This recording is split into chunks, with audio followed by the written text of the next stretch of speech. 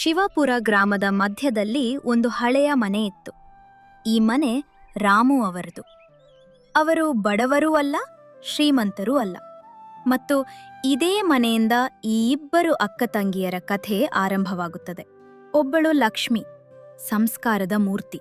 ಇನ್ನೊಬ್ಬಳು ಕಾವ್ಯ, ಅಹಂಕಾರದ ಅಂಗಡಿ. ಆರಂಭದಲ್ಲಿ ಇಬ್ಬರೂ ಒಂದಾಗಿ ಬೆಳೆದಿದ್ದರು. ಒಂದೇ ತಟ್ಟೆಯಲ್ಲಿ ಊಟ, ಒಟ್ಟಿಗೆ ನಿದ್ರೆ.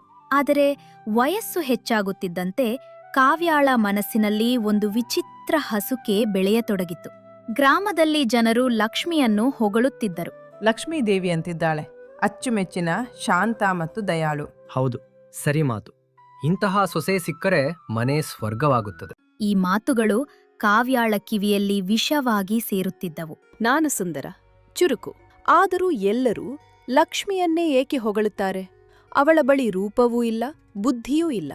ಆದರೂ ಎಲ್ಲರೂ ಅವಳನ್ನೇ ಮೆಚ್ಚುತ್ತಾರೆ. ಲಕ್ಷ್ಮಿಗೆ ಇದನ್ನೆಲ್ಲ ಗೊತ್ತಿತ್ತು.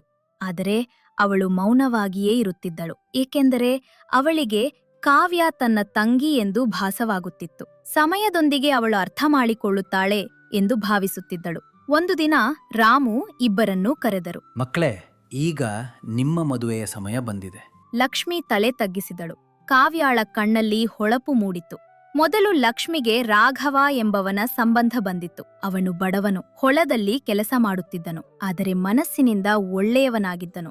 ಇದನ್ನು ಕೇಳಿದ ಕಾವ್ಯ ನಗುತ್ತಾ ಹೇಳಿದಳು, ವಾಹ್, ದೊಡ್ಡ ಅಕ್ಕನಿಗೆ ರೈತ ಸಿಕ್ಕಿದ್ದಾನೆ. ಈಗ ಜೀವನ ಮಜಾ. ಇದಕ್ಕೆ ಕೆಲಸ ಮಾಡೋದ್ರಲ್ಲೇ ಇಷ್ಟ ಅಲ್ವೇ?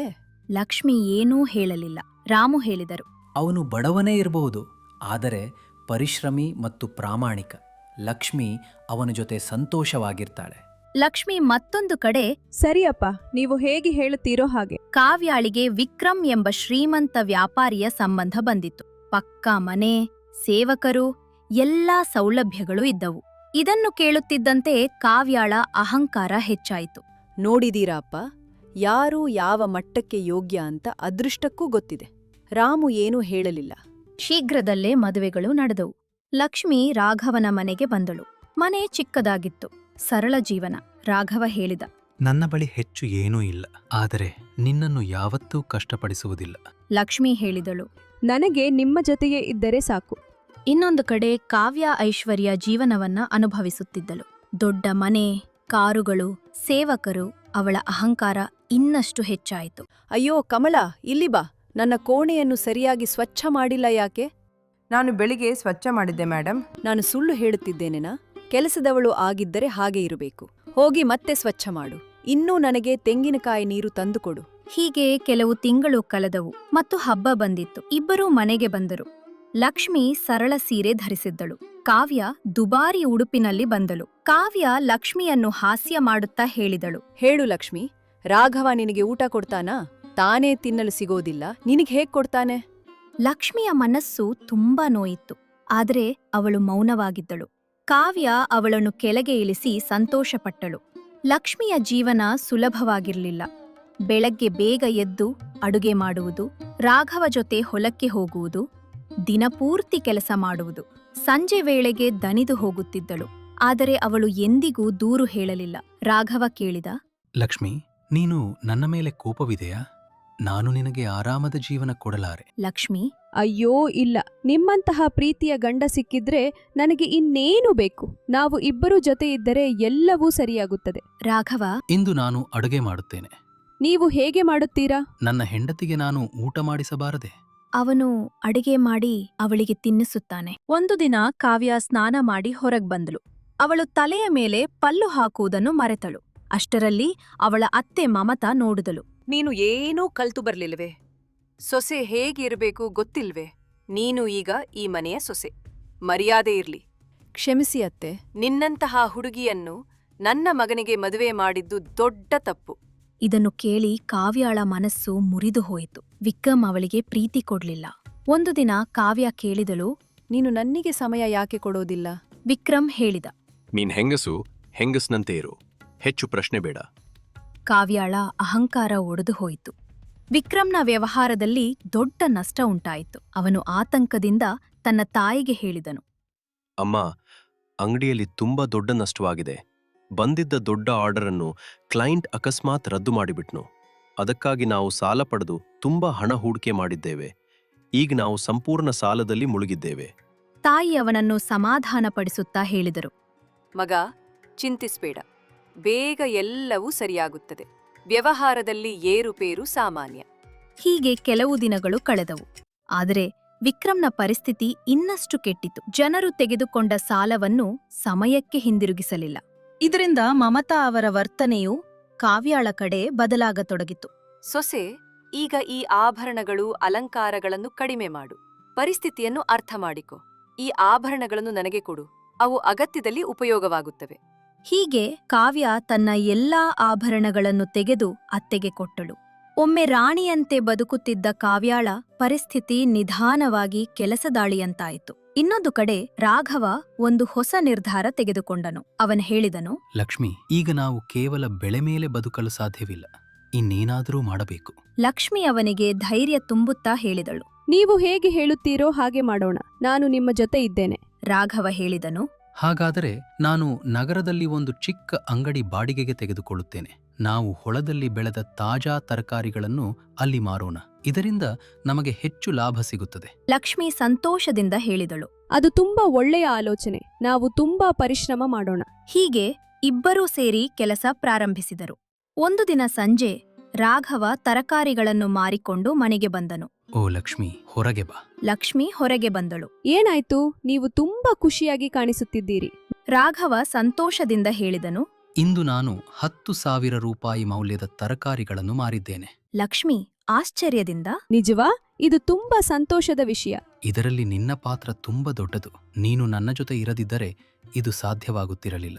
ನಾನು ನಿಮ್ಮ ಹೆಂಡತಿ. ನಿಮ್ಮ ಪ್ರತಿಯೊಂದು ನಿರ್ಧಾರದಲ್ಲೂ ನಿಮ್ಮ ಜೊತೆ ಇರುತ್ತೇನೆ. ಲಕ್ಷ್ಮಿ ನಗುತ್ತಾ ಇಬ್ಬರೂ ಒಳಗೆ ಹೋದರು. ಸರಿ, ಇದು ಬಿಟ್ಟು ನನ್ನ ಕೈಯಲ್ಲಿರುವ ಬ್ಯಾಗ್ ನೋಡಿದೀಯಾ? ರಾಘವ ಬ್ಯಾಗ್ ಕೊಟ್ಟು ಹೇಳಿದನು. ಲಕ್ಷ್ಮಿ, ಇದು ನನ್ನ ಮೊದಲ ಉಡುಗೊರೆ ನಿನಗಾಗಿ. ಲಕ್ಷ್ಮಿ ಬ್ಯಾಗ್ ತೆರೆದು ನೋಡಿದಳು. ಅದರಲ್ಲಿ 2 ಸುಂದರ ಸೀರೆಗಳು ಇದ್ದವು. ಅಯ್ಯೋ, ಇವು ತುಂಬಾ ಸುಂದರ ಸೀರೆಗಳು. ನನ್ನಗಾಗಿ? ರಾಘವ ಮಜಾಕಾಗಿ. ಇಲ್ಲ, ಪಕ್ಕದ ಮನೆಯವರಿಗೆ. ಲಕ್ಷ್ಮಿ ಸ್ವಲ್ಪ ಕೋಪದಿಂದ. ಹಾಗಾದರೆ ಅವರಿಗೆ ಕೊಡಿ. ನನ್ನ ಜೊತೆ ಮಾತಾಡಬೇಡಿ. ರಾಘವ ನಗುತ್ತಾ, ಅಯ್ಯೋ, ಮಜಾಕ್ ಮಾಡಿದೆ. ಇವೆಲ್ಲ ನಿನ್ನಿಗೆ. ಲಕ್ಷ್ಮಿ ನಗುತ್ತಾಳೆ. ಹೀಗೆ ನಿಧಾನವಾಗಿ ಅವರ ಜೀವನ ಸುಧಾರಿಸತೊಡಗಿತು. ಲಕ್ಷ್ಮಿ ಹಣವನ್ನು ಜಾಗ್ರತೆಯಿಂದ ಉಳಿಸಲು ಪ್ರಾರಂಭಿಸಿದಳು. ಕೆಲವು ದಿನಗಳ ನಂತರ ಇಬ್ಬರು ಅಕ್ಕತಂಗಿಯರು ತಮ್ಮ ತಾಯಿಯ ಸ್ಮರಣಾರ್ಥ ದಿನಕ್ಕಾಗಿ ಮನೆಗೆ ಬಂದರು. ರಾಮು ಕೇಳಿದರು. ಮಕ್ಕಳೇ, ಹೇಗಿದ್ದೀರಾ? ಕಾವ್ಯ ವ್ಯಂಗ್ಯವಾಗಿ ಹೇಳಿದಳು. ನಾನು ಚೆನ್ನಾಗಿದ್ದೇನೆ. ಆದರೆ ಲಕ್ಷ್ಮಿಯ ಪರಿಸ್ಥಿತಿ ಹೇಗಿದೆ ಗೊತ್ತಿಲ್ಲ. ದಿನಪೂರ್ತಿ ಕೆಲಸ ಮಾಡ್ತಿರಬಹುದು. ಲಕ್ಷ್ಮಿ ಶಾಂತವಾಗಿ ಹೇಳಿದಳು. ಅಂತಹದೇನೂ ಇಲ್ಲ. ರಾಘವ ಹೊಸ ವ್ಯವಹಾರ ಪ್ರಾರಂಭಿಸಿದ್ದಾನೆ. ದೇವರ ದಯೆಯಿಂದ ಎಲ್ಲವೂ ಚೆನ್ನಾಗಿದೆ. ಇದನ್ನು ಕೇಳಿ ಕಾವ್ಯಾಳ ಮನಸ್ಸಿನಲ್ಲಿ ಮತ್ತೆ ಹಸುಕೆ ಮೂಡಿತು. ಇನ್ನೊಂದು ಕಡೆ ವಿಕ್ರಮ್ನ ಪರಿಸ್ಥಿತಿ ಇನ್ನಷ್ಟು ಕೆಟ್ಟಿತು. ಮನೆ ಆಭರಣಗಳು ಮಾರಾಟವಾದವು. ಸೇವಕರು ಹೋಗಿದರು. ಮಮತಾ ಕಾವ್ಯಾಳ ಮೇಲೆ ಕೋಪದಿಂದ ಮಾತನಾಡತೊಡಗಿದರು. ನಿನ್ನ ಮನೆಯಲ್ಲಿ ಸಹಾಯ ಕೇಳು. ನಿನ್ನ ತಂದೆಗೆ ಹೇಳು, ನಮ್ಮ ಪರಿಸ್ಥಿತಿಯನ್ನು ಸುಧಾರಿಸಲು ಸಹಾಯ ಮಾಡಲಿ. ಕಾವ್ಯ ದುಃಖದಿಂದ ಹೇಳಿದಳು. ಅತ್ತೆ, ನನ್ನ ತಂದೆ ಸರಳ ರೈತ. ಅವರ ಬಳಿ ಹಣ ಇಲ್ಲ. ಇದನ್ನು ಕೇಳಿ ಮಮತಾ ಕೋಪದಿಂದ, ನಿನ್ನೊಂದಿಗೆ ಮದುವೆ ಮಾಡಿದ್ದು ದೊಡ್ಡ ತಪ್ಪು. ಈ ಮಾತುಗಳನ್ನು ಕೇಳಿ ಕಾವ್ಯಾಳಿಗೆ ದೊಡ್ಡ ಆಘಾತವಾಯಿತು. ಒಂದು ರಾತ್ರಿ ಭಾರೀ ಮಳೆ ಬರುತ್ತಿತ್ತು. ಕಾವ್ಯ ಅಡುಗೆ ಮನೆಯ ಒಂದು ಮೂಲೆಯಲ್ಲಿ ಕುಳಿತು ಅತ್ತುತ್ತಿದ್ದಳು. ಮಮತಾ ಕೂಗುತ್ತಾ ಹೇಳಿದ್ರು. ನೀನು ನಮ್ಮ ಮನೆ ನಾಶ ಮಾಡಿದ್ದೀಯ. ನಿನ್ನಿಂದ ನಮಗೆ ಏನೂ ಲಾಭ ಇಲ್ಲ. ವಿಕ್ರಮ್ ಮೌನವಾಗಿದ್ದನು. ಅವನ ಮೌನವೇ ಕಾವ್ಯಾಳಿಗೆ ದೊಡ್ಡ ನೋವಾಗಿತ್ತು. ಮುಂದಿನ ಬೆಳಗ್ಗೆ ವಿಕ್ರಮ್ನ ಅಂಗಡಿ ಸಂಪೂರ್ಣವಾಗಿ ಮುಚ್ಚಿತು. ಸಾಲದವರು ಮನೆಯ ಮುಂದೆ ನಿಂತಿದ್ದರು. ಮಮತಾ ಕಠಿಣವಾಗಿ ಹೇಳಿದ್ರು. ನೀನು ನಿನ್ನ ಮನೆಗೆ ಹೋಗು. ಇಲ್ಲಿ ನಿನಗೆ ಜಾಗ ಇಲ್ಲ. ಕಾವ್ಯಾಳ ಅಹಂಕಾರ ಸಂಪೂರ್ಣವಾಗಿ ಮುರಿದು ಹೋಯಿತು. ಅವಳು ಏನೂ ಮಾತಾಡದೆ ಒಂದು ಚಿಕ್ಕ ಗುಟ್ಟನ್ನು ತೆಗೆದುಕೊಂಡು ಅತ್ತುತ್ತಾ ತನ್ನ ಮನೆಯ ಕಡೆ ಹೊರಟಳು. ಕಾವ್ಯ ಅತ್ತುತ್ತಾ ತನ್ನ ಮನೆಗೆ ಬಂದಳು. ರಾಮು ಅವಳನ್ನು ನೋಡಿ ಆಶ್ಚರ್ಯಪಟ್ಟರು. ಮಗಳೇ ಕಾವ್ಯ, ಏನಾಯ್ತು? ನೀನು ಒಬ್ಬಳೇ ಯಾಕೆ ಬಂದೆ? ನಿನ್ನ ಕಣ್ಣುಗಳಲ್ಲಿ ಈ ಕಣ್ಣೀರು ಯಾಕೆ? ತಂದೆಯ ಮಾತು ಕೇಳುತ್ತಿದ್ದಂತೆಯೇ ಕಾವ್ಯ ಜೋರಾಗಿ ಅತ್ತಳು. ಅಪ್ಪ, ನಾನು ಸೋತಿಬಿಟ್ಟೆ. ಅವರು ನನ್ನನ್ನು ಮನೆಯಿಂದ ಹೊರಹಾಕಿದರು. ಅವರಿಗಾಗಿ ನಾನು ಒಂದು ಕೆಲಸದಾಳಿಗಿಂತ ಹೆಚ್ಚೇನೂ ಅಲ್ಲ. ನಾನು ಮನೆ ಇಲ್ಲದವಳಾಗಿ ಬಿಟ್ಟಾನು. ರಾಮು ಅವಳನ್ನು ಸಮಾಧಾನಪಡಿಸಿದರು. ಅಳಬೇಡ ಮಗಳೇ, ನಿನ್ನ ತಂದೆ ಇನ್ನೂ ಬದುಕಿದ್ದಾನೆ. ಬಾ, ಒಳಗ್ ಬಾ. ರಾಮು ಕಾವ್ಯಾಳನ್ನು ಒಳಗೆ ಕರೆದುಕೊಂಡು ಹೋದರು. ಆದರೆ ಕಾವ್ಯ ನಿಲ್ಲದೆ ಅಳುತ್ತಿದ್ದಳು. ಆದ್ದರಿಂದ ರಾಮು ತಮ್ಮ ದೊಡ್ಡ ಮಗಳು ಲಕ್ಷ್ಮಿಗೆ ಫೋನ್ ಮಾಡಿದ್ರು. ಹಲೋ ಮಗಳು ಲಕ್ಷ್ಮಿ, ಹೇಗಿದ್ದೀಯಾ? ನಾನು ಚೆನ್ನಾಗಿದ್ದೇನೆ ಅಪ್ಪ. ನೀವು ಹೇಗಿದ್ದೀರಾ? ನಿಮ್ಮ ಧ್ವನಿ ಸರಿಯಾಗಿಲ್ಲ. ಏನಾಯ್ತು? ರಾಮು ದುಃಖದಿಂದ ಹೇಳಿದ್ರು. ಮಗಳೇ, ಕಾವ್ಯಾಳನ್ನು ಅವಳ ಸಸುರಿನವರು ಮನೆಯಿಂದ ಹೊರ ಹಾಕಿದ್ದಾರೆ. ಲಕ್ಷ್ಮಿ ತಕ್ಷಣ ಹೇಳಿದಳು. ನೀವು ಚಿಂತಿಸಬೇಡಿ ಅಪ್ಪ, ನಾನು ಈಗಲೇ ಬರುತ್ತೇನೆ. ರಾತ್ರಿ ಆಗುತ್ತಿದ್ದಂತೆ ಲಕ್ಷ್ಮಿ ಮನೆಗೆ ಬಂದಳು. ಅವಳು ನೇರವಾಗಿ ಕಾವ್ಯಾಳ ಕೊಠಡಿಗೆ ಹೋದಳು. ಕಾವ್ಯ ಗೋಡೆಗೆ ಆಸರೆ ಮಾಡಿಕೊಂಡು ಅಳುತ್ತಿದ್ದಳು. ಲಕ್ಷ್ಮಿ, ಓಹೋ, ನಮ್ಮ ಇಷ್ಟು ಬಲವಾದ ಕಾವ್ಯ ಇಷ್ಟು ಬೇಗ ಸೋತು ಅಳುತ್ತಿದ್ದಾಳೆ. ಕಾವ್ಯ ಅವಳ ಕಡೆ ನೋಡಿದಳು. ಅವಳ ಕಣ್ಣುಗಳಲ್ಲಿ ಪಶ್ಚಾತ್ತಾಪ ಮತ್ತು ನೋವು ತುಂಬಿತ್ತು. ಅಳುತ್ತಾ ಕಾವ್ಯ ಎದ್ದು ಲಕ್ಷ್ಮಿಯ ಕಾಲಿಗೆ ಬಿದ್ದಳು. ಲಕ್ಷ್ಮಿ ಬೆಚ್ಚಿ ಬಿದ್ದಳು. ಕಾವ್ಯ ಅಳುತ್ತಾ ಮುಂದುವರೆಸಿದಳು. ಅಕ್ಕ, ನನ್ನನ್ನು ಕ್ಷಮಿಸು. ನಾನು ನಿನ್ನೊಂದಿಗೆ ತುಂಬಾ ಕೆಟ್ಟವಾಗಿ ವರ್ತಿಸಿದೆ. ಲಕ್ಷ್ಮಿ ಅವಳನ್ನು ಎತ್ತಿ ಸಮಾಧಾನಪಡಿಸಿದಳು.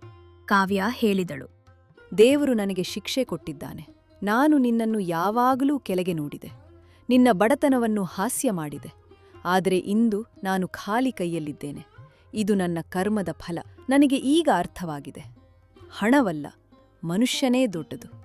ಲಕ್ಷ್ಮಿಯ ಕಣ್ಣುಗಳಲ್ಲಿ ಕಣ್ಣೀರು ತುಂಬಿತು. ಅಳಬೇಡ ಕಾವ್ಯ, ಅಕ್ಕ ತಂಗಿಯರು ಜಗಳ ಮಾಡುತ್ತಾರೆ, ಆದರೆ ಬೇರ್ಪಡುವುದಿಲ್ಲ ಹುಚ್ಚಿ. ಅಕ್ಕ ತಂಗಿಯರು ಕ್ಷಮೆ ಕೇಳುವುದಿಲ್ಲ, ಒಬ್ಬರನ್ನೊಬ್ಬರು ಬೆಂಬಲಿಸುತ್ತಾರೆ. ಮುಂದಿನ ದಿನ ಲಕ್ಷ್ಮಿ ರಾಘವನೊಂದಿಗೆ ಮಾತನಾಡಿದಳು. ರಾಘವ, ಕಾವ್ಯ ನಮ್ಮ ಜೊತೆ ಕೆಲಸ ಮಾಡಲಿ ಎಂದು ನಾನು ಬಯಸುತ್ತೇನೆ. ಇದರಿಂದ ಅವಳು ಮತ್ತೆ ಜೀವನದಲ್ಲಿ ಮುಂದೆ ಹೋಗಬಹುದು. ರಾಘವ ಯಾವುದೇ ಪ್ರಶ್ನೆ ಕೇಳದೆ ಹೇಳಿದನು. ಸರಿ ಲಕ್ಷ್ಮಿ, ಅವಳು ನಿನ್ನ ತಂಗಿ ಅಂದರೆ ನನ್ನ ತಂಗಿಯು. ಕಾವ್ಯ ಕೆಲಸ ಪ್ರಾರಂಭಿಸಿದಳು. ಬೆಳಿಗ್ಗೆ ಬೇಗ ಎದ್ದು ಹೊಲಕ್ಕೆ ಹೋಗುವುದು, ನೀರು ಹಾಕುವುದು, ತರಕಾರಿಗಳನ್ನು ಕಿತ್ತುಕೊಳ್ಳುವುದು ಮತ್ತು ನಗರದಲ್ಲಿ ಮಾರಾಟ ಮಾಡುವುದು ಎಲ್ಲವನ್ನೂ ಮಾಡುತ್ತಿದ್ದಳು.